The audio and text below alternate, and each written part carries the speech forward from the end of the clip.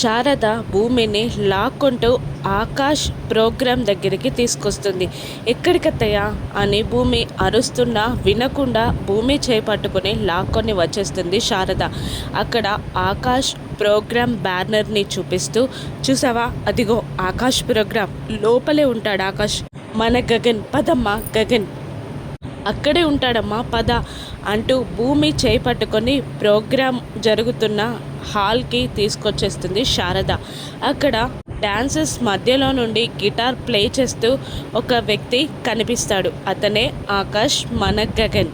గగన్ని చూసి ఆశ్చర్యపోతుంది భూమి, కన్నీళ్లు పెట్టుకుంటుంది, ఆనంద బాష్పాలు కారుస్తుంది, షాక్ అయి, అవును అత్తయ్య, ఆయన మన గగన్ బావే, నా గగన్ బావే అని భూమి సంతోషంగా అంటూ ఉంటుంది. అవునమ్మా మన గగనే అని అంటూ ఇద్దరు కలిసి ఆకాష్ ప్రోగ్రామ్ని కల్లారా చూస్తారు. ఇక ఆకాష్ ఫ్యాన్స్కి ఫ్లయింగ్ కిసెస్ ఇచ్చి అక్కడి నుండి వెళ్ళిపోబోతుండగా గగన్ బావా, గగన్ బావా అని భూమి అరుస్తూ ఉంటుంది. కానీ ఏమాత్రం పట్టించుకోకుండా ఆకాష్ అక్కడి నుండి వెళ్ళిపోతూ ఉంటాడు. భూమి గగన్, అదే భూమి ఆకాష్ ఎలా కలుస్తారు? అప్పుడు భూమి రియాక్షన్ ఏంటి?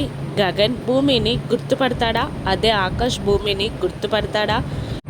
ఆకాష్ గగన్ గతం మర్చిపోయాడా, లేదంటే ఏదైనా యాక్టింగ్ చేస్తున్నాడా?